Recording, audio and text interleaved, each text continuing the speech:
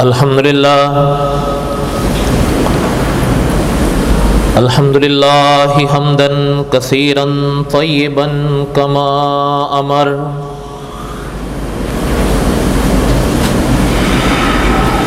وأشهد أن لا إله إلا الله وحده لا شريك له وأشهد أن سيدنا وسندنا ومولانا محمدا عبده ورسوله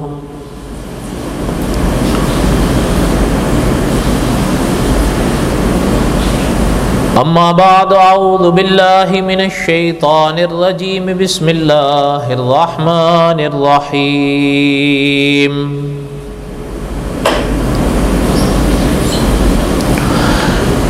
نحن نقص عليك أحسن القصص بما أوحينا إليك هذا القرآن وَإِن كُنْتَ مِن قَبْلِهِ لَمِنَ الْغَافِلِينَ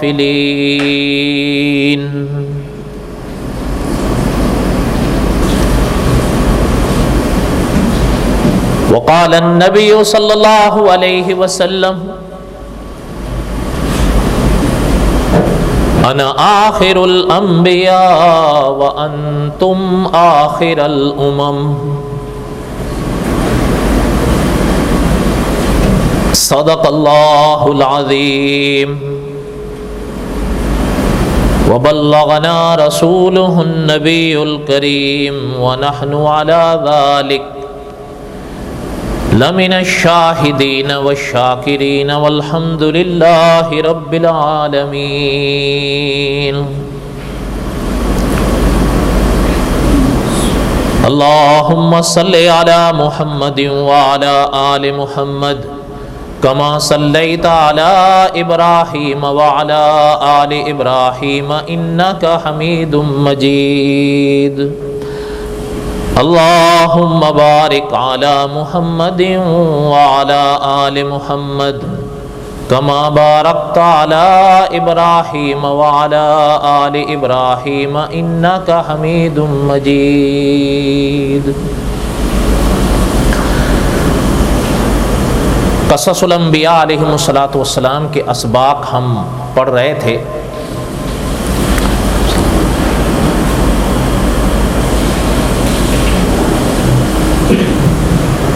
گزشتہ سے پوستہ جمعہ حضرت لوط علیہ الصلاۃ والسلام کے واقعات کے اس حصے تک ہم پہنچے تھے کہ حضرت لوط علیہ الصلاۃ والسلام کے ہاں جو مہمان آئے تھے، اللہ تعالیٰ معاف فرمائے، ان کو لینے کے لیے قوم کے لوگ آ گئے حضرت لوط کے گھر۔ اس کے ضمن میں کچھ باتیں ہم نے پڑھی تھیں اور ایک واقعہ پڑھ رہے تھے۔ جب وقت ختم ہوا تو میں نے بات بند کر دی تھی کہ مدینہ طیبہ میں ایک شادی ہوئی تھی۔ جو لڑکی تھیں، دلہن تھیں، وہ مدینہ کی تھیں، انصار میں سے، اور جو دولہے تھے، صحابی تھے، وہ مہاجر تھے، مکہ سے آئے تھے۔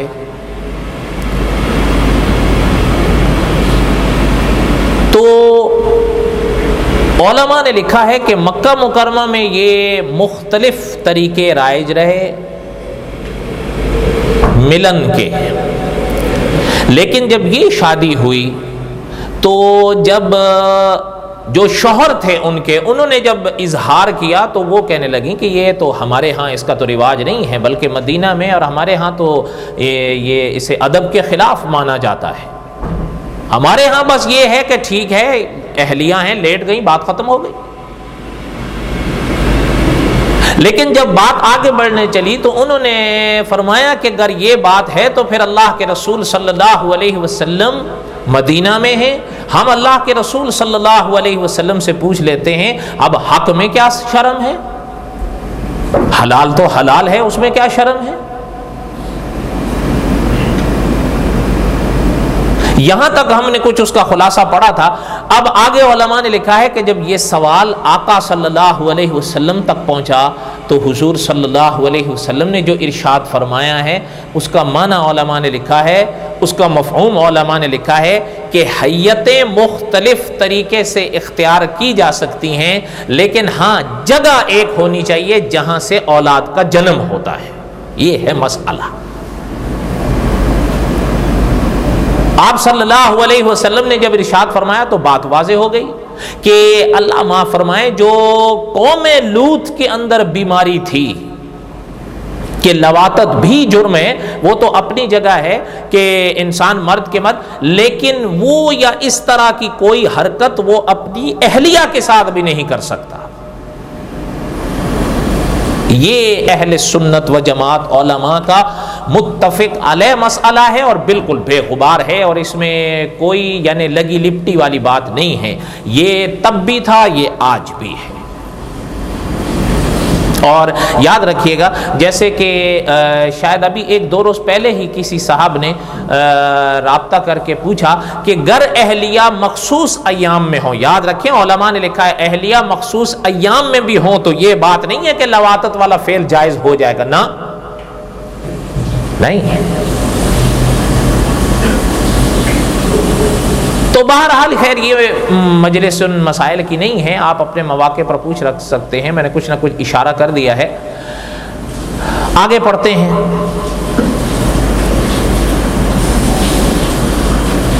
جب حضرت لوط علیہ السلام کے ہاں وہ مہمان آئے اور قوم کو اطلاع ملی کہ حضرت لوط علیہ السلام کے ہاں کچھ لوگ آئے ہیں، کچھ مہمان آئے ہیں، ویسے تو ہم نے آج تک کبھی دیکھے ہی نہیں۔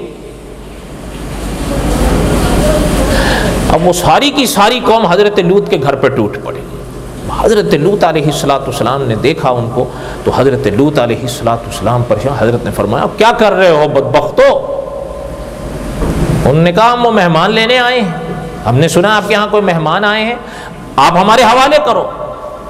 حضرت لوط علیہ السلام نے فرمایا کہ کیا کہہ رہے ہو، اتنا غلط فعل کرتے ہو جس کی کوئی مثال تاریخ عالم میں نہیں ملتی ہے، کیا کر رہے ہو؟ مجھے میرے مہمانوں کے آگے رسوا مت کرو۔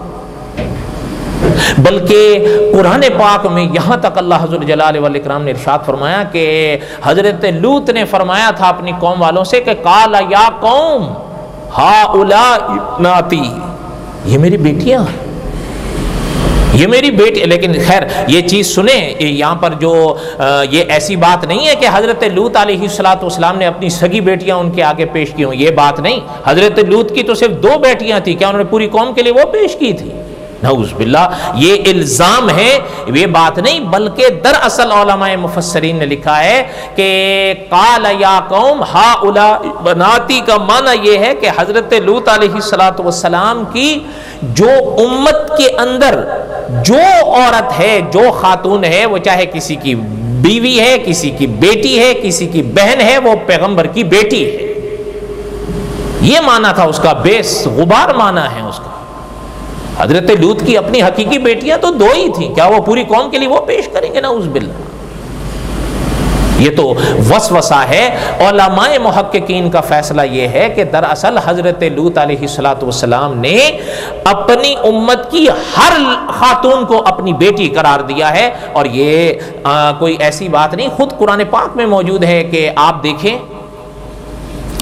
النبی اولیٰ بالمؤمنین من انفسہم، کہ ہماری جانوں سے بھی زیادہ قیمتی اللہ کے رسول ہیں، وَأَزْوَاجُهُ أُمَّهَاتُهُمْ، اور نبی کی جو بیویاں ہیں وہ امت کی مائیں ہیں۔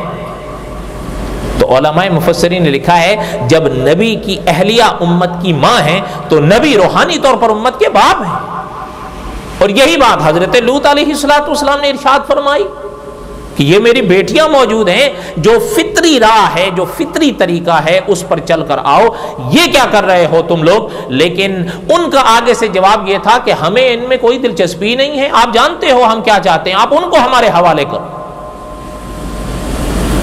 بلکہ قرآن پاک میں اللہ ذو الجلال والاکرام نے فرمایا کہ حضرت لوط علیہ السلام نے فرمایا تھا کہ الیس منکم رجل رشید، کیا تم میں ایک شخص بھی نہیں ہے جو نیک راہ والا ہو؟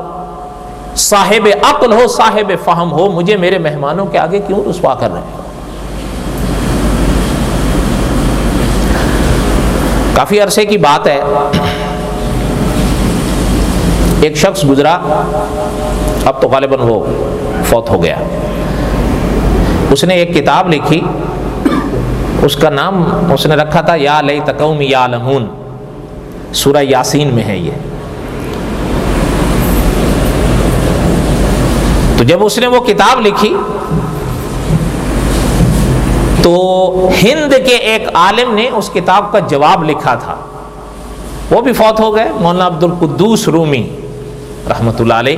انہوں نے جو جواب لکھا تھا اس کتاب کا نام انہوں نے رکھا تھا الیس منکم رجل رشید۔ بہرحال ایک عجب باتیں ہوتی ہیں یہ۔ ویسے ضمن میں یہ بات یاد آئی،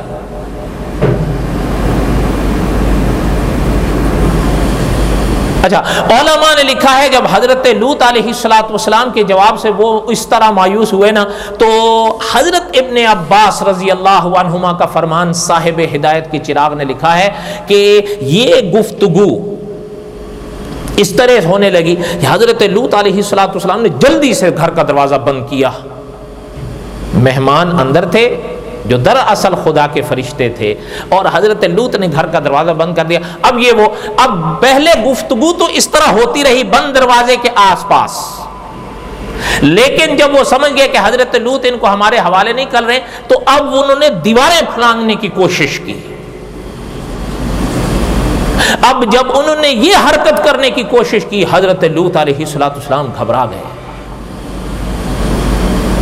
قال لو ان لی بکم قوة او آوی الى رکن شدید او آوی الى رکن شدید، ہے قوم، ہے کاش میرے پاس کوئی طاقت ہوتی، آج میرے پاس کوئی قوت ہوتی، میں اپنے مہمانوں کی حفاظت کرتا، میں اب اکیلا آدمی پوری قوم کا کیسے مقابلہ کروں؟ اللہ کے رسول صلی اللہ علیہ وسلم نے ارشاد فرمایا کہ رحم اللہ لوطا، اللہ ہمارے بھائی لوط پر رحم فرمائے۔ دیکھو کیسے پریشان ہو کے اپنے مہمانوں کے لیے رو رہے تھے۔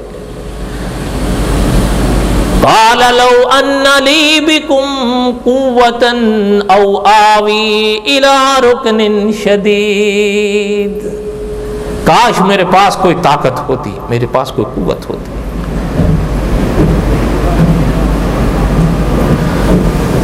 اب جب یہ مرحلہ آیا تو قرآن پاک میں اللہ ذو الجلال والاکرام نے ارشاد فرمایا، اصل بات یہ ہے، دیکھیں علماء مفسرین نے لکھا ہے کہ اللہ ذو الجلال والاکرام تو حجت تمام کر رہے تھے کہ وہ اپنے جرموں کا اس طرح اقرار کر رہے ہیں، کھول کے کہہ رہے ہیں۔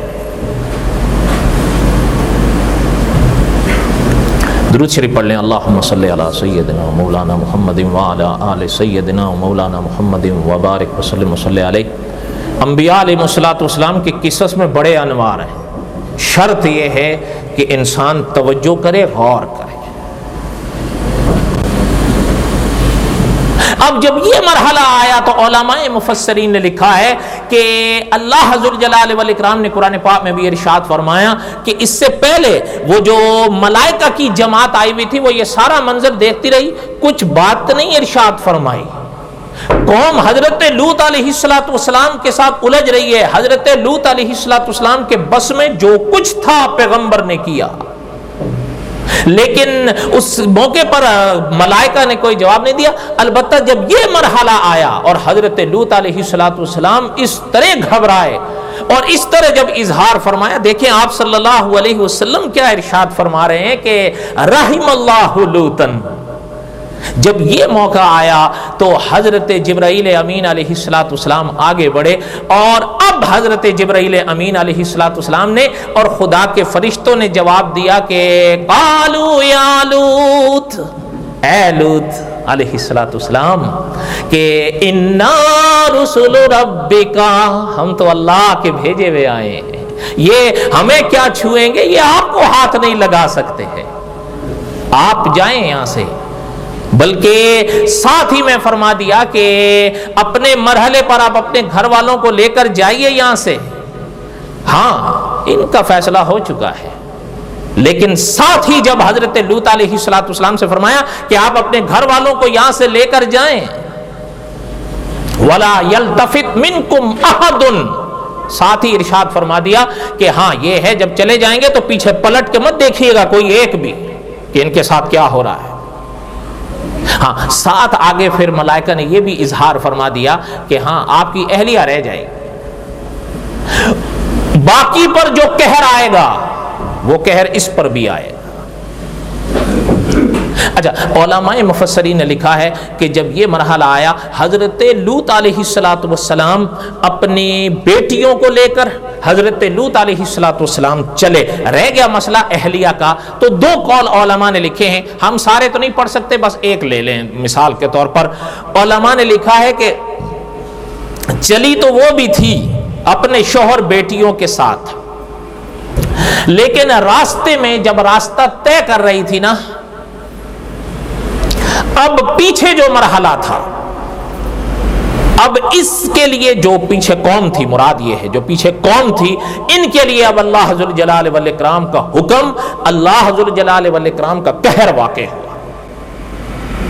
فَلَمَّا جَاءَ أَمْرُنَا، اب اللہ کا قہر آیا، اور کیسے آیا کہ علماء مفسرین نے لکھا ہے کہ حضرت جبرائیل امین علیہ السلام کو اللہ نے جو حکم دیا، تو حضرت جبرائیل علیہ السلام نے وہ جو قوم تھی نا، جو بستی تھی ان کی، اس کے نیچے اپنا پر داخل کیا زمین کے، اور وہ پوری بستی حضرت جبرائیل کے پر ایسے آ گئی۔ حضرت جبرائیل تو حضرت جبرائیل ہے، ملائکہ کو اللہ ذوالجلال والاکرام نے جو قوت دی ہے، جو طاقت دی ہے، وہ ضرب المثل ہے۔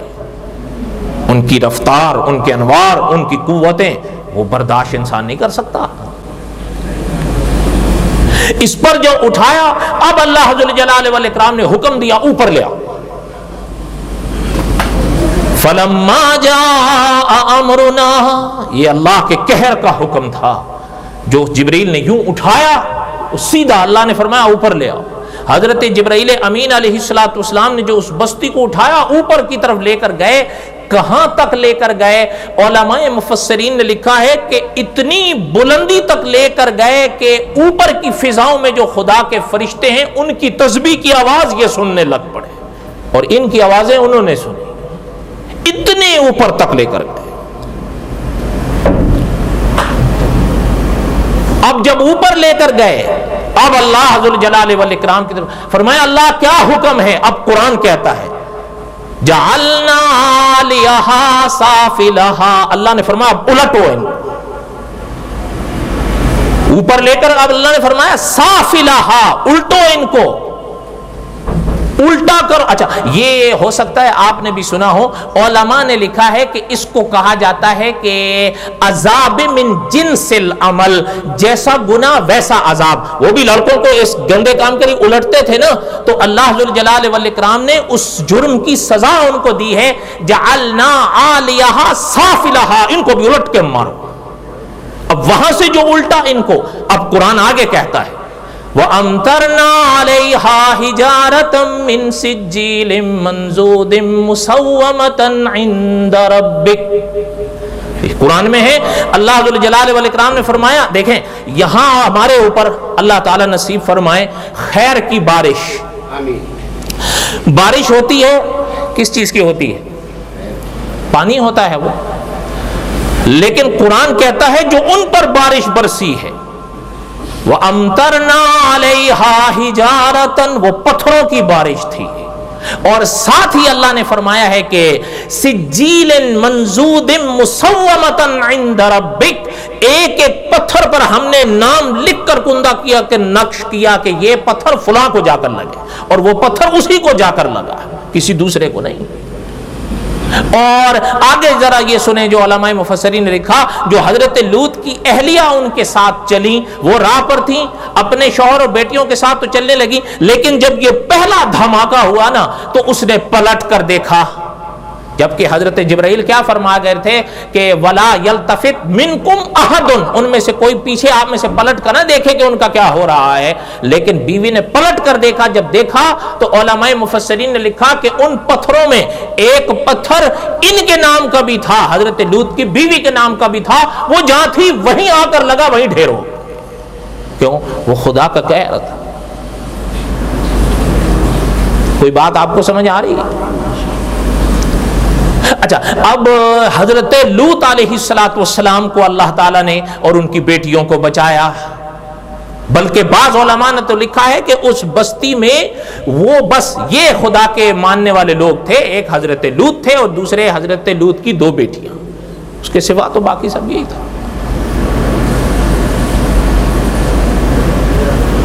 اچھا، چلتے چلتے یہ بھی سنیں،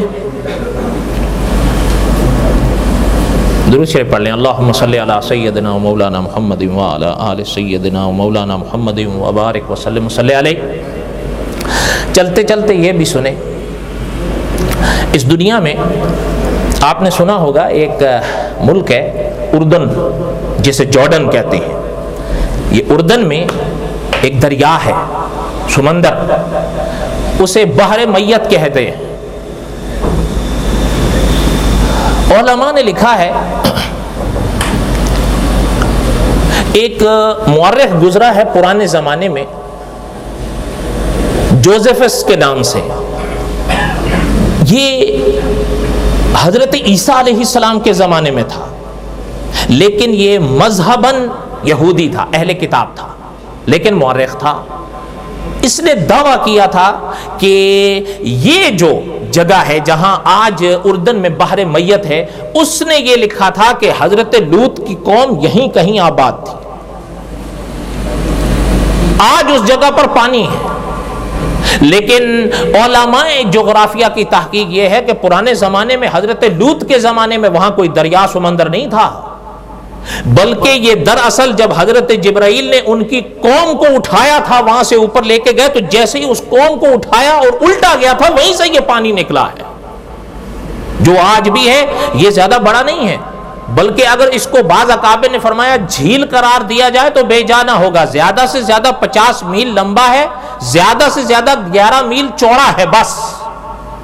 اور اس کے ارد گرد بھی کوئی بڑا سمندر نہیں ہے. اس لیے ان مورخین کی بات کو ہمارے جدید علماء نے بڑی وضاحت کے ساتھ تسلیم کیا ہے کہ پتہ یہ چلتا ہے کہ حضرت لوط کے زمانے میں وہاں کوئی نہیں تھا، یہ تو اسی قہر کا اثر ہے. کوئی بات آپ کو سمجھ میں آ رہی ہے؟ لوگ تو آج بھی جاتے ہیں جگہ دیکھنے کے لیے. اچھا، ایک اور بڑی چیز ہے، اسی بحر میت کو شیخ الاسلام مفتی محمد تقی عثمانی صاحب نے بڑی عجیب باتیں لکھی ہیں اس کے بارے میں. جن حضرات کا رجحان یہ ہے نا کہ یہی وہ جگہ تھی جہاں حضرت لوط کی قوم آباد تھی، اور یہ وہی خطہ ہے جہاں اس قوم پر عذاب آیا تھا، اور یہ اسی کا نتیجہ ہے جو یہ پانی ابھرا ہے نیچے سے. اچھا، آج بھی جغرافیہ کے حضرات لکھتے ہیں سطح زمین، سطح سمندر سے پوری دنیا میں سب سے نیچی جگہ ہے. سب سے پوری دنیا سے اگر انسان ناپے سمندر کی سطح، زمین کی سطح، سب سے پوری دنیا میں یہ نیچی جگہ ہے جہاں وہ پانی. اس لیے مفتی تقی صاحب نے لکھا، یہ جو لفظ ہے نا قرآن پاک میں جعلنا عالیہا سافلہا، اس کا ایک معنی تو یہی ہے نا کہ ان کو الٹ کے مارو.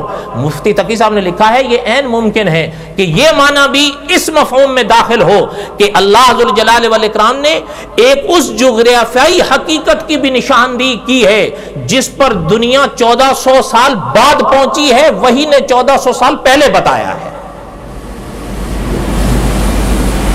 دنیا تو آپ 1400 سال بعد فیصلہ کرے نا کہ پورے قرآن آپ سے سب سے نیچی کی جگہ ہے یہ، لیکن قرآن 1400 سال پہلے کہہ رہا ہے جعلنا عالیہا سافلہا. قرآن تو قرآن ہے. کوئی بات آپ کو سمجھ آ رہی ہے میرے بھائیوں؟ اچھا، بات مفتی تقی صاحب کی عرض کر رہا تھا. مفتی تقی صاحب نے کہ یہ وہی جگہ ہے، جن حضرات نے یہ رجحان پیش کیا ہے کہ یہ وہی جگہ ہے، اس کے 5 قرائن لکھے ہیں. قرائن یہ اصل میں کرینہ، اب یہ علمی اصطلاح ہے، اس کی وضاحت کا تو وقت نہیں ہے، ورنہ میرا یہ درس بھی آج یہی رہ جائے گا.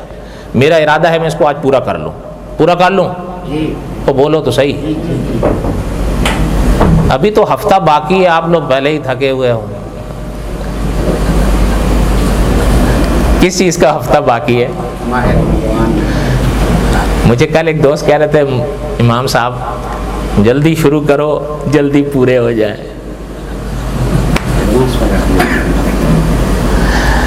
بہرحال اللہ تعالیٰ نصیب فرمائے. مفتی تقی صاحب نے 5 قرائن لکھے ہیں. اب وقت نہیں میں وہ سارے پڑھوں، البتہ ان میں سے آپ کو ایک سناتا ہوں، بلکہ 2. سمندر ہونا، سمندر دریا، ان میں نمکیات ہوتی ہیں یا نہیں؟ اور بولو تو صحیح، ہوتی ہے نا. اچھا، علماء نے لکھا ہے یہ ایک عجب بات ہے کہ عام طور پر یہ جو بڑے بڑے دریا ہیں، سمندر ہیں، ان کی نمکیات کا جو درجہ ہے نا یہ تقریباً 4% سے 6% تک جاتا ہے، بس 4 ڈگری سے بس. لیکن آگے علماء نے لکھا ہے کہ یہ جو حضرت لوط علیہ السلام کے حوالے سے بحر میت بیان کر رہے ہیں علماء، پوری دنیا کے سمندروں میں جہاں تک اب تحقیق آئی ہے وہ یہی ہے کہ سب سے زیادہ اس کے اندر نمکیات ہیں جو درجے کے لحاظ سے 23 سے لے کر 25% تک گئی ہوئی ہے. ظاہری طور پر یہ ایک بڑی عجیب بات ہے. دوسری بات، مچھلی اور پانی یہ لازم اور ملزوم ہیں یا نہیں؟ اور بولو تو صحیح ہے نا. اچھا، یہ جو جھیل ہے نا جسے بحر میت کہا جاتا ہے، اس کے بارے میں برٹینیکا میں چھپا ہے کہ اس کے اندر کوئی مچھلی، کوئی جانور زندہ نہیں رہ سکتا. آپ اس کو زندہ ڈالو، اندر ڈلتے ہی مر جاتا ہے. یہی وجہ ہے کہ اسے بحر میت اور بحر مردار کہا جاتا ہے. اس میں کوئی زندگی نہیں رہ سکتی. بلکہ مفتی تقی صاحب نے لکھا ہے کہ کئی راہوں سے بڑے دریا کا پانی، بڑے سمندر کا پانی بھی اس میں آ کر گرتا ہے. جب وہ گرتا ہے نا تو ساتھ میں وہ اپنی مچھلیاں بھی کہیں نہ کہیں لے آتا ہے. جب مچھلیاں وہاں سے آتی ہیں زندہ ہوتی ہیں، اس میں جیسے ہی پہنچتی ہیں مر جاتی ہیں. اسی لیے اس کو علماء آج بھی لکھتے ہیں بحر میت، اور بات تو سیدھا لکھتے ہیں بحر مردار. وہی چیز ہے، ایک ہی بات. اب اس کی ظاہری سبب تو یہی بتائی جاتی ہے کہ بنسبت اور پانیوں کے اس میں نمکیات سب سے زیادہ ہیں، اس لیے کوئی زندگی اس میں رہ نہیں سکتی. یہ ظاہری سبب ہوگا تو ہوگا، لیکن باطنی سبب تو یہی ہے جو علماء نے قرار دیا ہے کہ وہ اصل میں خدا کے قہر کا نتیجہ ہے. اس میں کوئی زندگی آج بھی نہیں رہ سکتی. کوئی بات آپ کو سمجھ میں آئی ہے؟ اور بولو تو صحیح. اللہ تعالیٰ بس ہمیں فہم نصیب فرمائے. اب تو جس دور سے ہم گزر رہے ہیں، میں نے پہلے بھی کہیں عرض کیا کہ مولانا منظور احمد چنوٹی رحمۃ اللہ علیہ نے سن 84 میں اظہار فرمایا تھا کہ اب علمی تقریریں نہیں ہوتی. کب فرمایا تھا؟ علمی سے مراد یہاں حضرت کی معلوماتی تقاریر ہیں. کب فرمایا تھا؟ سن 1984 میں. اب کون سا سن ہے؟ سن 2000. اب معلوماتی ہوتی ہیں، ہے نا. میری اب مت مانو، آپ خود تجربہ کر لو.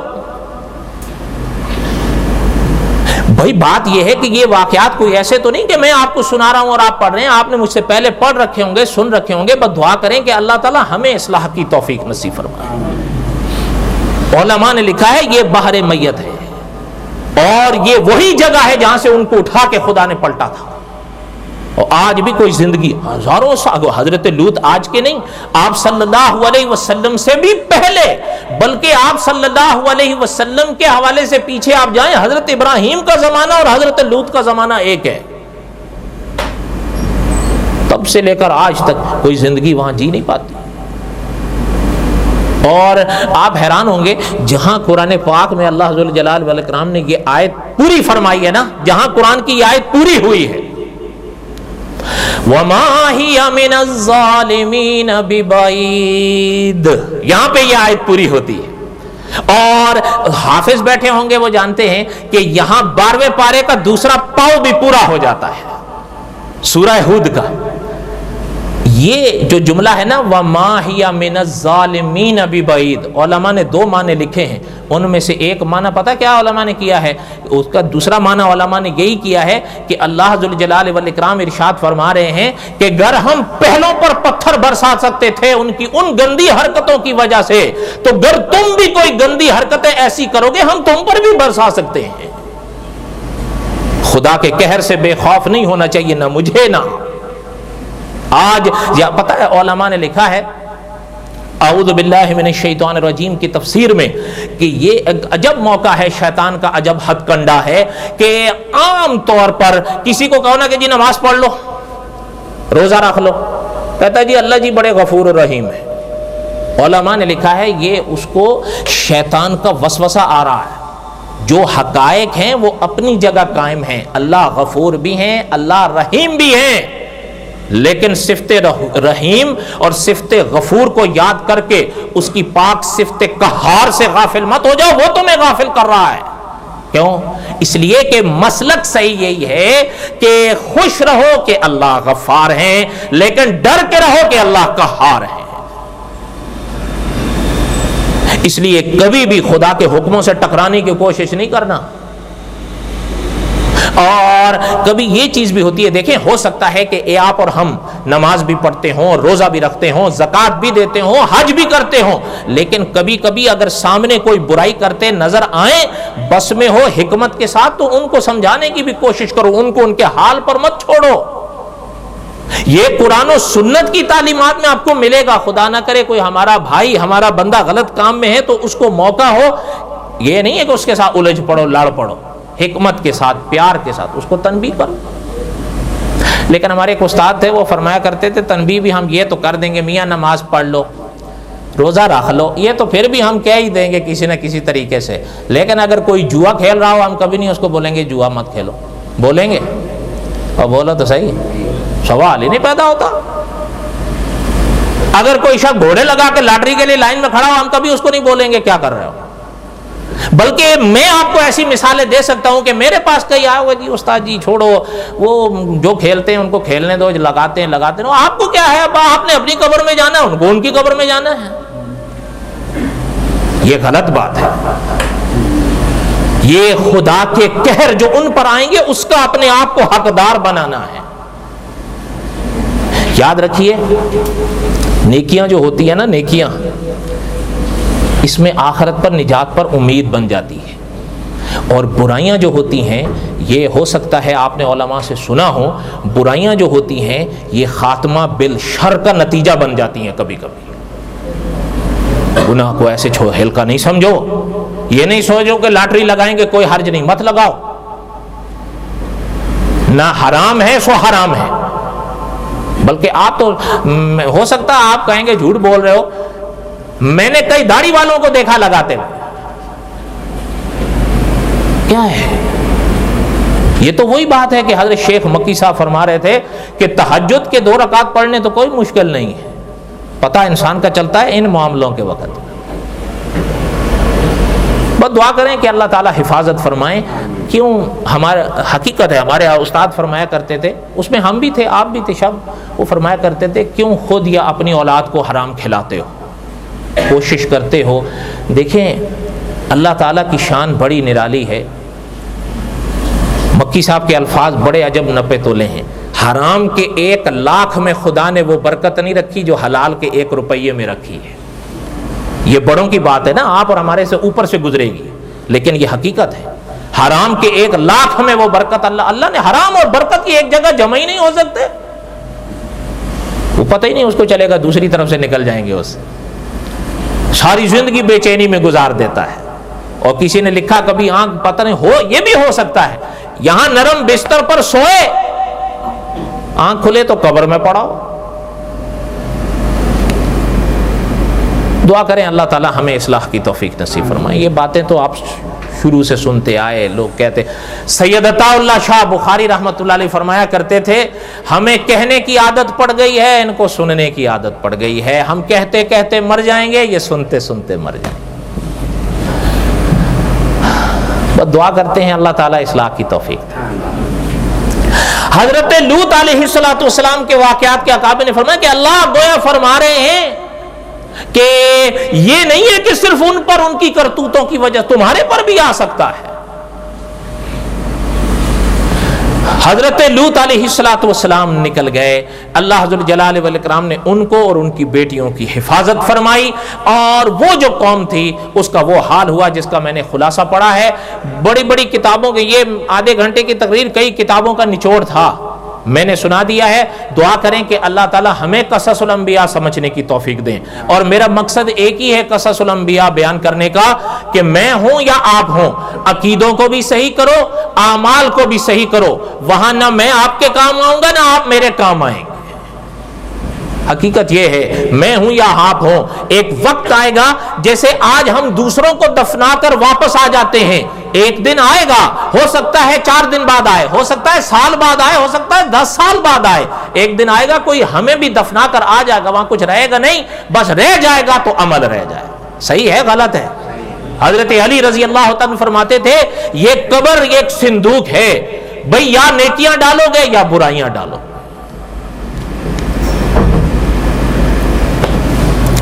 حضرت لوط علیہ السلام کے واقعات میں حضرت لوط علیہ السلام کی بیٹیوں کا ذکر کئی بار آیا ہے.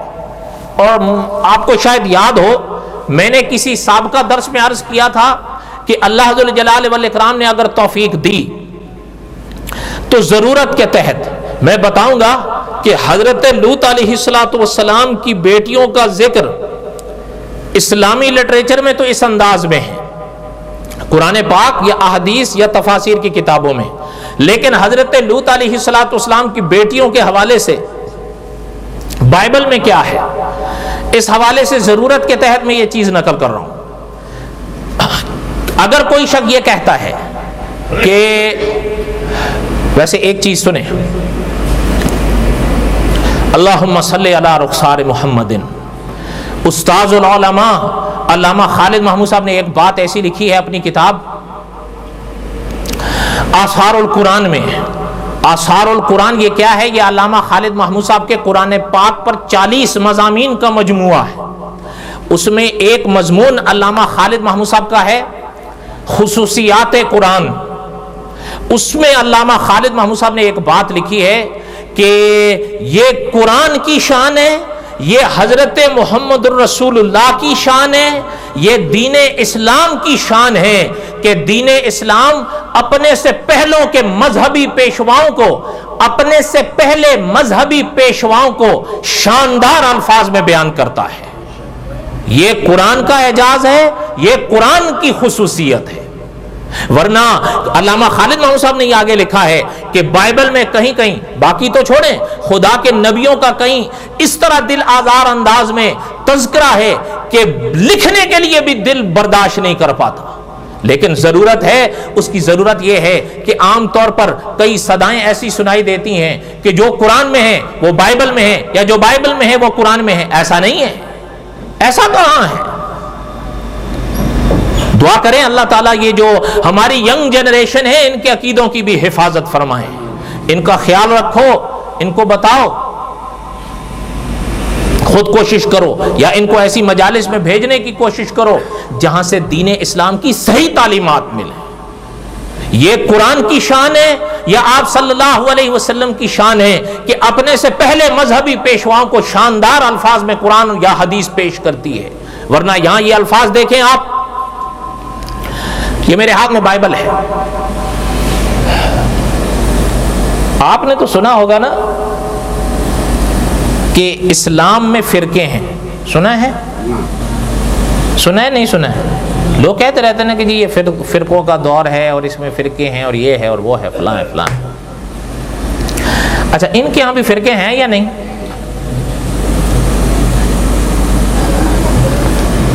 یہ ان میں سے اصل میں ان میں بھی باقی کو آپ چھوڑ دیں، ہمارا جو ملک ہے نا، ہمارا جو ملک ہے وہاں ان کے 4 فرقے ہیں. ایک دفعہ ایک پادری کے ساتھ میری گفتگو تھی تو میں نے اسے خود یہ پوچھا تھا، میں نے کہا میں باقی دنیا کی تو بات نہیں کرتا، ہمارے ملک میں تمہارے 4 فرقے ہیں. کیتھولک ہے، یہ پرانا ہے، پروٹیسٹنٹ ہے، اب کے لحاظ سے یہ بھی پرانا ہو گیا ہے، پینٹیکاسٹ ہے اور یہوہ وٹنس ہے. میں نے کہا تم ان 4 میں سے ایک ہو یا کوئی اور ہو؟ تو بہرحال یہ سوال بڑا دلچسپ ہے ایک لحاظ سے، لیکن ان میں سے جو پروٹیسٹنٹ ہے نا، یہ ان کی بائبل ہے، کیتھولک کی الگ ہے، لیکن کیتھولک والے میں بھی یہ واقعہ ہے، یہ نہیں کہ صرف اس میں ہے، اس میں بھی ہے۔ میں آپ سے پوچھتا ہوں، دیوبندیوں کا قرآن، بریلویوں کا قرآن، اہل حدیث باصطلاح جدید کا قرآن ایک ہے یا علیحدہ علیحدہ؟ ایک ہی ہے نا، بات تو معنی میں جا کر اٹکتی ہے، لیکن یہاں جو ہے کیتھولک والوں کی الگ ہے اور پروٹیسٹنٹ والوں کی الگ ہے۔ آپ کو اس میں سے میں یہ چیز سناتا ہوں جو حضرت لوط علیہ السلام اور حضرت لوط کی بیٹیوں کے بارے میں اس میں درج ہے، اس لیے کبھی بھی اس کتاب یا ان کی تعریف کرنے سے پہلے زبان کو محتاط رکھا کرو۔ میرا مقصد یہ نہیں ہے کہ جا کر لڑو یا الجھو، لیکن رائے کا اظہار محتاط رہ کر کیا کرو۔ یہ بائبل اس کا اچھا کتاب پیدائش ہے، اس کا کسی وقت میں نے عرض کیا تھا، یہ پہلا حصہ یہاں سے شروع ہو رہا ہے، کتاب پیدائش، کتاب پیدائش ہے اور اس کا باب نمبر 19 ہے۔ تب پہلوٹھی نے، پہلوٹھی کس کو کہتے ہیں؟ بڑی کو۔ کس کو کہتے ہیں؟ بڑی کو۔ اور اہل کتاب میں یہ لفظ ایک بڑی عجیب تاریخ رکھتا ہے۔ ان پچھلے دو فکروں سے یہ تو بات سمجھ آئی کہ حضرت لوط اور ان کی دو بیٹیاں ایک جگہ رہنے لگے، یہ اس قوم کی تباہ ہونے کے بعد کا واقعہ ہے۔ پہلوٹھی نے چھوٹی سے کہا کہ ہمارا باپ بوڑھا ہو گیا ہے اور زمین پر کوئی مرد نہیں جو دنیا کے دستور کے مطابق ہمارے پاس آئے، آؤ ہم اپنے باپ کو مے پلائیں اور اس سے ہم آغوش ہوں تاکہ اپنے باپ سے نسل باقی رکھیں۔ سو انہوں نے اسی رات اپنے باپ کو مے پلائی اور پہلوٹھی اندر گئی اور اپنے باپ سے ہم آغوش ہوئی، پر اس نے نہ جانا کہ وہ کب لیٹی اور کب اٹھ گئی۔ اور دوسرے روز یوں ہوا کہ پہلوٹھی نے چھوٹی سے کہا کہ دیکھ کل رات میں اپنے باپ سے ہم آغوش ہوئی تھی، آؤ آج رات بھی اس کو مے پلائیں اور تو بھی جا کر اس سے ہم آغوش ہو تاکہ ہم اپنے باپ سے نسل باقی رکھیں۔ سو اس رات بھی انہوں نے اپنے باپ کو مے پلائی اور چھوٹی گئی اور اس سے ہم آغوش ہوئی، پر اس نے نہ جانا کہ وہ کب لیٹی اور کب اٹھ گئی۔ سو لوط کی دونوں بیٹیاں اپنے باپ سے حاملہ ہوئی تھیں۔ نقل کفر، کفر نباشت، اور مل کے بولو نقل کفر۔ اس لیے ہمارے علماء کہتے ہیں کہ بائبل کے اندر کلام خدا ہو یہ الگ بات ہے، لیکن بائبل کلام خدا نہیں ہو سکتا۔ ہو سکتا ہے؟ اور بولو تو صحیح۔ اس لیے علامہ خالد محمود صاحب نے لکھا ہے کہ یہ صرف اسلام کی شان ہے کہ انہوں نے اپنے سے پہلے مذہبی پیشواؤں کو شاندار الفاظ میں بیان کیا ہے، ورنہ بائبل حضرت لوط کا یہ مقام بیان کر رہی ہے۔ میں نے خود ایک پادری سے پوچھا تھا کہ کیا اس واقعے کے ساتھ اتفاق کیا جا سکتا ہے؟ اس نے اس کا جواب دیا تھا، وہ جواب بھی بڑا عجیب تھا۔ وہ کہہ رہا تھا اصل میں حضرت لوط چھوٹے درجے کے پیغمبر تھے، نعوذ باللہ۔ میں نے کہا چھوٹے درجے کے پیغمبر تھے، یہ تو کوئی شریف انسان بھی نہیں کر سکتا۔ اچھا چھوٹے درجے کا کیا معنی؟ دیکھیں انبیاء علیہ السلام کے جو اپنے درجے ہیں وہاں بات ہو افضلیت کی، وہ اپنی جگہ ہے، لیکن ہمارے اور آپ کے جہاں دائرے آتے ہیں ہم تو کسی خدا کے پیغمبر کی جوتی کے ذرے کو نہیں پہنچ سکتے۔ تو بہرحال اللہ ذو الجلال والاکرام ہم سب کے حامی و ناصر ہوں۔ انشاءاللہ یہ سلسلے چلتے رہیں گے، اور اللہ ذو الجلال والاکرام نے توفیق دی، زندگی دی تو بقیت ہے قصہ قصص الانبیاء، انشاءاللہ قصص قصص الانبیاء علیہم السلام عید کے بعد انشاءاللہ، ٹھیک ہے؟ وما علینا الا البلاغ المبین۔ سنتیں پڑھ لو۔